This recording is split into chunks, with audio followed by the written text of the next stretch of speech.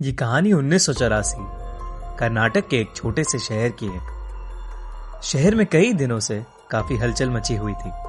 रोज रात में शहर का कोई ना कोई मर्द घर से गायब हो रहा था। ये खबर सुनकर वेंकट नाम का एक रिपोर्टर उस शहर में पहुंचा। शाम के कुछ 6 ही बजे होंगे, पर शहर के लोग जल्दी जल्दी अपनी दुकानें बंद करके घर लौट रहे थे। वेंकट ने देखा कि हर घर के बाहर कन्नड़ा में नालेबा यानी कल आना ऐसा लिखा है। उसने वहां एक पुजारी को रोक के पूछा कि शहर में ये सब क्या हो रहा है। उस पुजारी ने उसे बताया कि शहर में एक लाल साड़ी वाली चुड़ैल घूम रही है।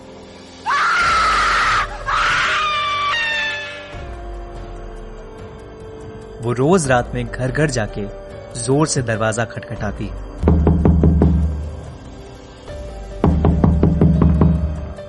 और घर के अंदर जो भी मर्द है उसका नाम पुकारती है।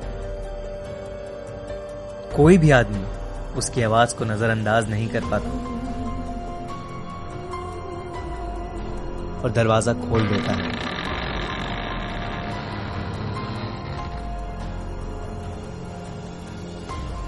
कहते हैं वो चुड़ैल उसे अपने वश में करके कहीं दूर ले जाती है और मार देती है।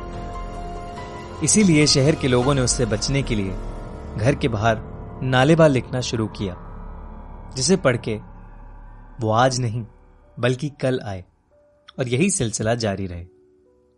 इतना कहकर वो पुजारी जल्दी जल्दी अपने घर के रास्ते चला गया।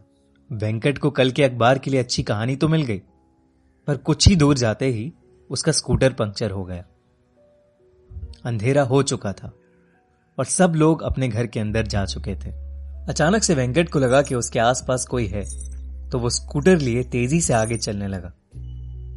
किसी ने बहुत ही मधुर आवाज में उसका नाम पुकारा, वेंकट, वेंकट। वेंकट ने जैसे ही स्कूटर के शीशे की ओर देखा,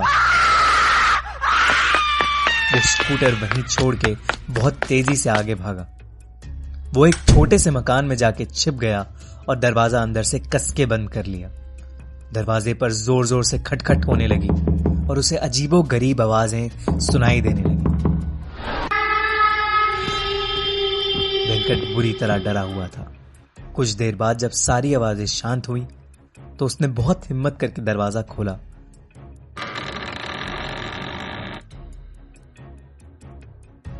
तो वहां कोई नहीं था, पर फिर